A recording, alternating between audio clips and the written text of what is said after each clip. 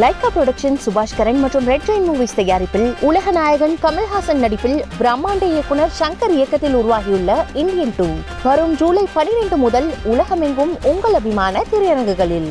Britain தேர்தல் முடிவுகள் வெளியாகி கொண்டிருக்கின்றன. பிரிட்டனில் 14 ஆண்டுகளுக்கு பிறகு ஆட்சி மாற்றம் ஏற்பட்டிருக்கிறது. அங்கு நடைபெற்ற பொது தேர்தலில் தொழிலாளர் கட்சி வெற்றியை பெற்றிருக்கிறது. இது தொடர்பாக பல்வேறு தகவல்கள் குறித்து விவாதிப்பதற்காக நம்மோடு சிறப்பு விருந்தினரும் இணைவிருக்கிறார். முன்பாக வெற்றி நிலவரம் என்னவென்று பார்க்கிறோம். கன்சர்வேட்டிவ் கட்சியைச் சேர்ந்த பிரதமராக இருந்த ரிஷி சுனக் 78 இடங்கள் கன்சர்வேட்டிவ் கட்சிக்கு கிடைத்திருக்கின்றன. அதே போல தொழிலாளர் கட்சிக்கு தேவையான ஆட்சி அமைப்பதற்கு தேவையான 326 இடங்களை தாண்டி 357 இடங்களை வென்றிருக்கிறது தொழிலாளர் கட்சி. மற்றவர்கள் 70க்கும் மேற்பட்ட இடங்கள். இந்நிலையில் தொழிலாளர் கட்சி ஆட்சி அமைக்கிறது என்ற அண்மை செய்தியை பார்க்கிறோம். லேபர் பார்ட்டி 357 என்ற எண்களை பெற்று பெரும்பான்மை பெற்று ஆட்சி அமைத்திருக்கிறது. தொடர்ந்து இது குறித்து நம்மோடு பேசுவதற்காக முன்னாள் வெளியுறவுத்துறை செயலாளர் திரு கணபதி இணைகிறார். நாம் அவரிடம் பேசலாம். கணபதி சார், வணக்கம். வணக்கம். முன்பாக இந்தியாவுக்கும் பிரிட்டனுக்குமான உறவு எவ்வாறு இருந்தது 14 ஆண்டுகளுக்கு முன்பு, இனிமேல் எப்படி இருக்கும் தொழிலாளர் கட்சியுடனான, அது குறித்தெல்லாம் நம்ம பேசுவதற்கு முன்பாக இந்த முறை ரிஷி சுனக் கன்சர்வேட்டிவ் கட்சியினுடைய பின்னடைவுக்கு என்ன காரணம் அப்படின்னு நீங்க நினைக்கிறீங்க? காரணம் ரொம்ப சுலபமா சொல்லலாம். என்ன இதுனா, கன்சர்வேட்டிவ் பார்ட்டி ஒற்றுமை ஒண்ணுமே இல்லை. அது டிவைடட் பார்ட்டியா இருந்தது. இரண்டாவது கோவிடுக்கு பிறகு பொருளாதார பிரச்சனைகள் நிறைய வந்தது. மூன்றாவது இன்ஃப்ளேஷன் கொஞ்சம் ஜாஸ்தியா இருந்தது. நான்காவது NHS நேஷனல் ஹெல்த் ஸ்கீம்ல நிறைய ப்ராப்ளம்ஸ்லாம் இருந்தது. அன்எம்ப்ளாய்மெண்ட் ஜாஸ்தி இல்லைனாலும் அந்த ஊருக்கு அந்த நாட்டுக்காக கூடுதல்னு சொல்லலாம். ஐந்தாவது யூரோப்போட பிரச்சனை, தட் இஸ் உக்ரைன்ல நடக்கிற பிரச்சனை, காசால நடக்கிற பிரச்சனை, அந்த ப்ராப்ளம்ஸ்லாம் ஒரு ரிஃப்ளெக்ஷன் மாதிரி சொல்லலாம். கடைசியாக முக்கியமான கருத்து என்னன்னா, லேபர் பார்ட்டி ஒரு யுனைடெட் பார்ட்டியா இந்த அவங்க ஃபேஸ் காட்டிருக்காங்க. நீங்க சொன்ன மாதிரி 14 வருஷம் முன்னால லேபர் கார்டன் பிரவுன், அதுக்கு முன்னால டோனி பிளேர்லாம் இருந்தாங்க. ஆனா இந்த 14 வருஷத்துல டேவிட் கேமரனோட ஆட்சியில பிரெக்சிட், தட் இஸ் பிரிட்டன் யூரோப்பிய ஐக்கிய கூட்டணியிலேருந்து வெளியில வரணும்னு ஒரு ரெஃபரண்டம் வச்சார். அவர் பிரிட்டன் அங்கதான் யூல தான் இருக்கணும்னு சொல்லியிருந்தாங்க. ஆனா ரெஃபரண்டம்ல தோல்வி அடைந்த பிறகு அவர் ரிசைன் பண்ணிட்டு தெரேசா மே ஆட்சிக்கு வந்தாங்க. தெரேசா மே கூட ஜாஸ்தி தாங்க முடியலாங்க. தெரேசா மேக்கு அப்புறம் போரிஸ் ஜான்சன் வந்தார். போரிஸ் ஜான்சனுக்கு அப்புறம் லிஸ் ட்ரஸ் 44 நாள் மட்டும்தான் இருந்தாங்க பிரதமரா. அதுக்கு பிறகு ஒரு ரிஷி சுனாக் 1.5 வருஷத்துக்கு பிரதமரா இருந்திருக்காரு. நீங்க பார்க்க போனா இந்த 14 வருஷத்துல 5 பிரதமர்கள் வந்திருக்காங்க. அந்த ஒற்றுமை இல்லாதனால அதான் முக்கியமான காரணம்னு நம்ம சொல்லலாம். இன்னொன்னு கேர் ஸ்டார்மர் அவரோட பார்ட்டி யுனைடெடா ஃபார் சேஞ்ச், வோட் ஃபார் சேஞ்ச்னு ஒரு பெரிய முக்கியமான பாயிண்ட்டை முன்னால கொண்டு வந்தாங்க. கேர் ஸ்டார்மருக்கு முன்னால இருந்த லேபர் தலைவர் ஜெரமி கார்பன். அவர் லெஃப்ட் லீனிங் லீடரா இருந்து அந்த யூனிட்டி கொஞ்சம் குறைஞ்சு போயிட்டு இருந்தது. அதனால தான் ஜெரமி கார்பனோட சேஞ்ச் பண்ணி கேர் ஸ்டார்மர் கேர் ஸ்டார்மர் பொறுப்போட முன்னால வந்தனாலதான் லேபருக்கு வெற்றின்னு சொல்லலாம். நம்ம இப்போ 14 வருடங்களுக்கு முன்னாடி தொழிலாளர் கட்சி அங்க பிரிட்டன்ல ஆட்சி அமைத்து இருந்த போது இந்தியாவுக்கும் அதற்குமான உறவு அந்த அளவு பெரிய அளவுல இல்ல, ரொம்ப இணக்கமான ஒரு ஃப்ரெண்ட்லியான நிலைப்பாடு இல்லை அப்படின்றதா ஓவராலா இருக்கிற கருத்தாக இருக்கு. இனிமேல் எப்படி இருக்கும் சார்? இப்போ இன்றைய நாளில இருந்து இந்தியாவுக்கும் பிரிட்டனுக்குமான உறவு எவ்வாறு இருக்கும்னு நீங்க கணிக்கிறீங்க? முக்கியமான பாயிண்ட் என்னன்னா, ஒரு சின்ன பர்சனல் பாயிண்ட் சொல்றேன். நான் லண்டன்ல ஹை கமிஷன்ல வேலை பண்ணும்போது நாங்க அப்போ எப்போதும் நினைப்போம், டோரி பார்ட்டி தான், கன்சர்வேட்டிவ்ஸ் தான் இந்தியாவோட ஃப்ரெண்ட்லியா இருப்பாங்க, லேபரோட நம்ம போக முடியாது முன்னால. ஏன்னா லேபர் கான்ஸ்டிடியூவன்ஸ் நிறைய Pakistan origin people, Pakistan occupied காஷ்மீர்ல இருந்து வரப்பு மீர்பூரி காஷ்மீரிஸ்லாம் இருக்காங்க, லெஸ்டர் அந்த மாதிரி ஏரியாஸ்லாம் strong hold of anti India sentiments இருக்கும். அப்புறம் இந்த பஞ்சாப்ல இருக்கிற பிரச்சனைகள்லாம் அவங்க நம்மளோட சேர்ந்து போகல, அந்த மாதிரி பிரச்சனை எல்லாம் நிறைய இருந்தது. அது மட்டும் இல்லை, ராபின் குக்னு ஒரு வெளியுறவு அமைச்சர் அங்க இருக்கும்போது அவர் என்ன சொன்னார்னா, இந்தியா பாகிஸ்தானுக்குள்ள நாங்க மீடியேட் பண்ண முடியும்னு. அந்த டைம்ல மிஸ்டர் குஜரால் சொன்னார், பிரிட்டன் ஒரு 3rd ரேட் பவர், கண்டிப்பாக நம்ம இது பண்ண முடியாது. நாங்க அங்க இருக்கும்போது ஹை கமிஷன்ல எப்போதும் நினைச்சிருந்தோம் டோரிஸ் தான் நம்மளோட உறவுகள் நன்றாக இருக்கும்னு. அதனால இந்த 14 வருஷத்துல கண்டிப்பாக உறவுகள் ரொம்ப நன்றாக இருந்தது. திரு ரிஷி சுனாக் அங்க இருக்க போகும்போது இன்னும் நல்லா இருந்தது. ஆனா ஒரு முக்கியமான பாயிண்ட் இங்க, ரிஷி சுனாக் இந்தியன் ஆரிஜின் பர்சனா இருந்தாலும் அவர் வந்து பிரிட்டிஷர் ஃபர்ஸ்ட்னு நம்ம எப்போதும் பார்க்கணும். இப்போ லேபர் பார்ட்டி பவருக்கு வந்ததும் ஒரு நீங்க கேட்ட கேள்வி பாயிண்ட் என்னன்னா உறவுகள் எப்படி இருக்கும். உறவுகள் கண்டிப்பாக நன்றாக இருக்கும். ஏன்னாக போன வருஷம் கேர் ஸ்டாமர் லேபர் தலைவர் வந்து நம்ம ஹை கமிஷனர் திரு விக்ரம் துரைசாமியை பார்க்க போகும்போது என்ன சொன்னார்னா, labour would like to reorient India positively, முன்னால் செல்ல வேண்டும்னு அவர் சொன்னார். அது மட்டும் இல்ல, இப்போ வருங்காலத்து வெளியுறவு அமைச்சர் டேவிட் லாமிங்கிறவர் ஷேடோ ஃபாரின் செக்ரட்டரியா இருந்த முன்னில அவர் என்ன சொல்லியிருக்காருன்னா, நாங்க வந்து இந்தியா வந்து ஒரு இம்பார்ட்டன்ட் பவர், அதோட economic relationship, military to military relationship, Indo Pacific ஓரியன்டேஷன்லயும் நன்றாக செலுத்துவோம். அதனால இந்தியாவோட கண்டிப்பாக ரிலேஷன்ஷிப் முன்னாலதான் ஏறும் தவிர பின்வாங்காது. ஒரு முக்கியமான பிரச்சனை அங்க என்ன இருக்குன்னா, ஃப்ரீ ட்ரேட் அக்ரிமெண்ட் நம்ம டிஸ்கஷன் பண்ணிட்டு இருக்கோம். அந்த பேச்சுவார்த்தை ரொம்ப வருஷமா நடந்துட்டு இருக்கு. 13 மீட்டிங்ஸ் நடந்தாச்சு. போரிஸ் ஜான்சன் வந்து 2-3 வருஷம் முன்னால என்ன சொன்னார்னா, இந்த தீபாவளிக்குள்ள நம்ம கண்டிப்பாக அதுக்கு ஒரு ஒப்பந்தம் போட்டு கையெழுத்து போடுவோம்னு. டேவிட் லாமி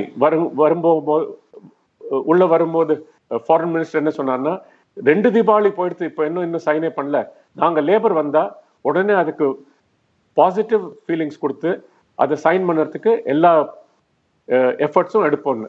ஸோ இந்த மாதிரி பார்க்க போகும்போது சேஞ்ச் வந்து கேர் ஸ்டார்மரோட சேஞ்சு பிரிட்டனுக்குள்ள இருக்கும்.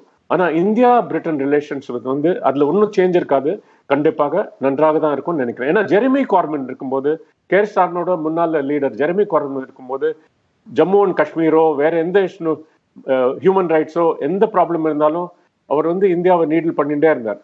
இவர் கேர் ஸ்டார்மர் வந்து வந்தப்புறம் ஃபார் லெஃப்ட்ல இருந்து சென்ட்ரிஸ்ட் டைரக்ஷன்ல லேபர் பார்ட்டி இப்போ வந்திருக்கு. இப்போ நீங்க பேசிட்டு இருக்கும்போது எஃப்டிஏ பத்தி கேட்கணும் அப்படின்னா, ஃப்ரீ ட்ரேட் அக்ரிமெண்ட், தடையற்ற வர்த்தக உறவுக்கான பேச்சுவார்த்தை அது நடைபெற்று கொண்டு இருக்குது. அதனோட ப்ரொசீடிங்ஸ் எப்படி இருக்கும் சார்? ஐ திங்க் இப்போ மெயின் கன்சர்ன்ஸ் அங்க என்ன, ஒன்று வந்து இமிகிரேஷன் விசா ரிலேட்டட் இஷ்யூஸ், அது மோட் 4ன்னு சொல்றாங்க. அது எப்படி முன்னாள் ரிஷி சுனாக் கேபினெட்ல ஹோம் மினிஸ்டர் வந்து சுவலா பிரவர்மன் இருந்தாங்க. அவங்க வந்து டோட்டலி ஆன்டி இமிகிரேஷன், இந்த மாதிரி ப்ரோ இந்தியா கண்டிப்பா அவங்கள சொல்லவே முடியாது. அவங்களோட கருத்துக்களை பார்க்க போகும்போது கண்டிப்பாக நம்ம மினிஸ்ட்ரி ஆஃப் எக்ஸ்டர்னல் அஃபேர்ஸ் மற்றவங்க என்ன நினைச்சாங்கன்னா, இது வந்து முன்னேறாது. கேர் ஸ்டார்மர், டேவிட் லாமி 2 பேரும் என்ன சொல்லியிருக்காங்கன்னா, இந்த எஃப்டிஏக்கு நாங்க கண்டிப்பாக ப்ரையாரிட்டி கொடுப்போம். செகண்ட் இஷ்யூ அதுல என்னன்னா, எக்கனாமிக் ரிலேட்டட் இஷ்யூஸ், ஓப்பன்னஸ், அந்த மாதிரி ப்ராப்ளம்ஸ்லாம் எந்த மாதிரி அட்ரஸ் பண்றோம்னு அது பார்க்கணும். மூன்றாவது வந்து EU ரிலேட்டட் இஷ்யூஸ் ஏதாவது அதில் இம்பாக்ட் பண்ணுமான்னு நம்ம பார்க்கணும். ஸோ இந்த மாதிரி ஓப்பன்னஸ் இஷ்யூஸ் எல்லாம் நம்ம கண்டிப்பாக ஃப்ராங்கா டிஸ்கஸ் பண்ணுவோம். நான் என்ன நினைக்கிறேன்னா, 2 பிரதமரும் கண்டிப்பாக, புது பிரதமர் அங்கே கேர் ஸ்டார்மர், நம்ம பிரதமர் திரு நரேந்திர மோடி 2 பேரும் சேர்ந்து ஒரு டிஸ்கஷன்ஸ்ல கண்டிப்பாக இந்த வருங்காலத்துல கேர் ஸ்டார்மர் இங்க வருவாரோ, இல்லைன்னா பிரதமர் மோடி அந்த பக்கம் எங்கேயும் போகும்போது இவங்க 2 பேருக்குள்ள ஒரு மீட்டிங் நடந்ததுன்னா இந்த எஃப்டிஏவை முன்னோக்கி செலுத்துறதுக்கு கண்டிப்பாக ஏதாவது ஒரு டிசிஷன்ஸ் எடுப்பாங்கன்னு நான் நம்புறேன். இந்தியா தரப்புல இருந்து எவ்வளவு எஃபோர்ட் தேவைப்படும் அப்படின்னு நீங்க பார்க்கறீங்க? நீங்க சொன்ன மாதிரி இப்ப 3வது முறையாக பிரதமர் நரேந்திர மோடி இங்க ஆட்சி அமைச்சிருக்கிறார். அங்க ஆட்சி மாற்றம் நடந்திருக்கு. 14 வருஷம் கழிச்சு இப்போ கேர் ஸ்டார்மர் அங்க புது பிரதமராக இருக்கிறார். அப்போ இந்தியா தரப்புல இருந்து எவ்வளவு எஃபோர்ட் போட வேண்டியிருக்கும்? ஏன்னா முன்பாக சரியான உறவுகள் இல்ல, அந்த அளவுக்கு ரொம்ப ஃப்ரெண்ட்லியான இணக்கமான சூழ்நிலை இல்ல. அப்படிங்கும் போது இப்ப நல்லா தான் இருக்கும் நீங்க தெரிவிச்சிருக்கீங்க. இன்னும் இணக்கமாக இந்த எஃப்டிஏ எல்லாம் இன்னும் நல்ல விதமா ப்ரொசீட் ஆக, இன்னும் ஒரு சகோதரத்துவமான ஒரு சூழ்நிலை வர்றதுக்கு என்ன எஃபோர்ட் போட வேண்டியிருக்கும் ஃப்ரம் இந்தியா? ஓகே, எஃப்டிஏ விட்டுட்டு நம்ம பார்த்தோம்னா கண்டிப்பாக ரிலேஷன்ஷிப் நன்றாக இருக்கும், ஒரு ப்ராப்ளமும் இருக்கக்கூடாதுன்னு நான் ஒரு நம்பிக்கையோட சொல்றேன். ஆனா அஃப்கோர்ஸ் இது ஏன்னா இப்போ நீங்களே சொன்னீங்க, இப்போ லேபருக்கு வந்து நியர்லி 400 சீட்ஸ் வந்துருது, ஒரு எதிர்பார்க்குங்க 415 சீட்ஸ் வரலான்னு. ஸோ அது அப்சல்யூட் ப்ரூட் மெஜாரிட்டி தான் கண்டிப்பாக இருக்கு அவங்களுக்கு. ஸோ ரிலேஷன்ஷிப் எல்லா முறையிலையும் நல்லா இருக்கும். ஏன்னா டேவிட் லாமியை கோட் பண்ண போனா அவர் என்ன சொன்னாங்கன்னா, 2025ல மிலிட்ரி டு மிலிட்ரி ரிலேஷன்ஷிப் ஷோவா ஃபிளாக் பண்ணிட்டு நம்ம ஃபிளாகை காட்டி கண்டிப்பாக ரிலேஷன்ஷிப் முன்னேறும். எஃப்டிஏல கண்டிப்பாக நம்ம மட்டும் இல்ல, அந்த சைட்ல இருந்தும் இமிகிரேஷன் ரிலேட்டட் இஷ்யூஸ், நான் சொன்னேன் விசா ரிலேட்டட் இஷ்யூஸ், இன்ட்ரூசிவ் இருக்கக்கூடாது அவங்க பாலிசிஸ், அந்த டிஸ்கஷன்ஸ்லாம் கண்டிப்பா எந்த பிரச்சனையா இருந்தாலும் டிஸ்கஷன்ஸ் மூலமாக ஒரு டிசிஷனுக்கு நம்ம ஒரு இந்த சிக்கல இருந்து வெளியில வரதுக்கு கண்டிப்பாக முயற்சி செய்யலாம். இது வந்து ப்ராப்ளம் இருக்காது. நான் அங்க மினிஸ்ட்ரியில இருக்கும்போது இந்த மாதிரி நிறைய பிரச்சனைகள் வேற வேற நாடோட வரும். டிஸ்கஷன்ஸ் கொடுத்து கிவ் அண்ட் டேக் இருந்ததுன்னா கண்டிப்பாக நம்ம வந்து ஒரு டிசிஷனுக்கு வர முடியும். ஸோ அஃப்கோர்ஸ் இன்னைக்குதான் கேர் ஸ்டார்மர் பிரதமரா, இன்னும் அவர் அஃப்கோர்ஸ் பவர் எடுக்க முடியாது. ஏன்னா ரிஷி சுனாக் வந்து இப்போ பக்கிங்ஹாம் பேலஸ் போய் அவரோட பதவி ராஜினாமா செய்துட்டு கிங் சார்ல்ஸ் வந்து கேர் ஸ்டார்மரை இன்வைட் பண்ணும். அதுக்கப்புறம் கவர்மெண்ட் ஃபார்மேஷன்லாம் இருக்கும். எந்த மாதிரி இஷ்யூஸ் வரும், எந்த மாதிரி ப்ரையாரிட்டிஸ் வரும், அதெல்லாம் பார்க்க போயிட்டு கண்டிப்பாக நான் என்ன நினைக்கிறேன்னா, இந்தியா வந்து டாப் ப்ரையாரிட்டி இல்லைனாலும் டாப் ப்ரையாரிட்டி கண்டிப்பாக அவங்களுக்கு வந்து யூஎஸ் அந்த மாதிரி ரிலேஷன்ஷிப் தான் இருக்கும். இந்த செகண்ட் லெவல்ல ஒரு டாப் ப்ரையாரிட்டி கண்ட்ரி இருக்கும். அண்ட் அந்த இதுல ப்ரையாரிட்டியில எஃப்டிஏ வந்து டிஸ்கஷன்ஸ்ல முன்னேறலாம்னு ஒரு நம்பிக்கை இருக்கும் சொல்லலாம். நீங்க மினிஸ்ட்ரியில இருந்திருக்கிறீங்க, உங்களுடைய அனுபவங்கள்ல நிறைய சூழ்நிலைகளை சந்திச்சிருந்திருப்பீங்க இந்தியா மற்றும் பிரிட்டனுடைய உறவுகள்ல. அதனுடைய ஏதேனும் சிக்கலான ஏதேனும் ஒரு சிச்சுவேஷன் ஏதாவது நீங்க சந்திச்சிருக்கீங்களா சார்? அதை கையாண்ட விதம் குறித்து எங்களோட பகிர்ந்துக்க முடியுமா? கண்டிப்பா. இந்த 1980s 90sல டெரரிசம் ரிலேட்டட் இஷ்யூ ரொம்ப ப்ராப்ளமா இருந்தது.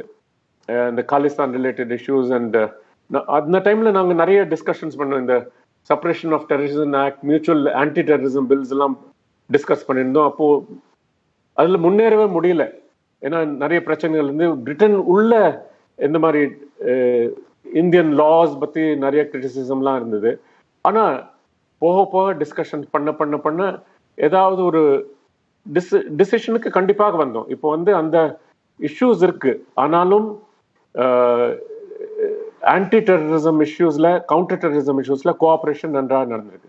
அதே மாதிரி இது வந்து எஃப்டிஏ வந்து ஒரு பொருளாதார பிரச்சனை, ஒரு பொருளாதார பாயிண்ட் பிரச்சனை சொல்ல முடியாது, பொருளாதார மேட்டர். அது கண்டிப்பாக ரெண்டு நாடுகளும் நல்லபடி கிவ் அண்ட் டேக் இருந்ததுன்னா கண்டிப்பாக முன்னேற முடியும். உங்களுடைய எதிர்பார்ப்புகள் இப்ப என்னவா இருக்குது? ஆஃப்டர் லேபர் பார்ட்டி ரூலுக்கு வந்ததுக்கு பிறகு உங்களுடைய எதிர்பார்ப்பு என்னவா இருக்கு இந்தியா அண்ட் பிரிட்டன் ரிலேஷன்ஷிப்ல? என்ன மாதிரியான நம்பிக்கையை நீங்க தெரிவிப்பீங்க? நான் முன்னால சொன்ன மாதிரி 1980s 90s early 2000ல இருந்த லேபர் பார்ட்டியோட கண்டிப்பாக நான் எதிர்பார்த்திருப்பேன் ரிலேஷன்ஷிப் நன்றாக முன்னேறிக்க முடியாது.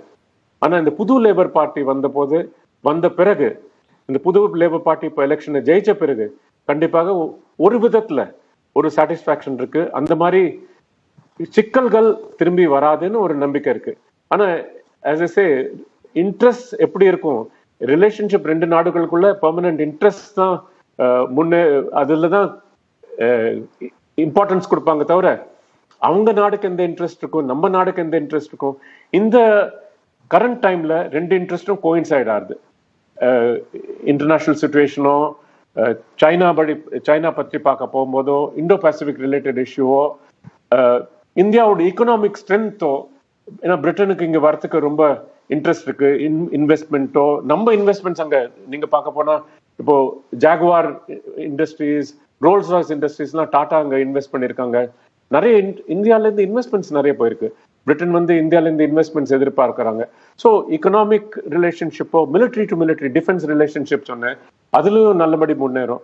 ஸோ இதை மாதிரி பார்க்க போகும்போது நம்ம ஒரு நம்பிக்கையோட சொல்லலாம், கரண்ட் லேபர், புது லேபரோட ரிலேஷன்ஷிப் கண்டிப்பாக முன்னேறதான் வேண்டும் தவிர, அன்லஸ் ஒரு சேஞ்ச் எங்கேயாவது வந்தா அது வரத்துக்கு இப்போ வாய்ப்பு இருக்கா இல்லையா, இல்லாத மாதிரி தான் இருக்கு. நான் ஒரு நம்பிக்கையோட சொல்லலாம் நல்லதாக தான் இருக்கும் நினைக்கிறேன். ரொம்ப நன்றி சார், உங்களுடைய நேரத்துக்கும். நிறைய விஷயங்கள் ரொம்ப கிறிஸ்பாகவும் at the same time to the point, நீங்க பீயிங் இன் மினிஸ்ட்ரி, நீங்க முன்னாடி இருந்த உங்களோட அனுபவத்தையும் சேர்ந்து பகிர்ந்துக்கிட்டீங்க. ரொம்ப நன்றி இன்னைக்கு எங்களோட பேசியதற்கு. லைகா புரொடக்ஷன் சுபாஷ்கரன் மற்றும் ரெட் ஜெயின் மூவிஸ் தயாரிப்பில் உலக நாயகன் கமல்ஹாசன் நடிப்பில் பிரம்மாண்ட இயக்குனர் சங்கர் இயக்கத்தில் உருவாகியுள்ள இந்தியன் 2 வரும் ஜூலை 12 முதல் உலகமெங்கும் உங்கள் அபிமான திரையரங்குகளில்.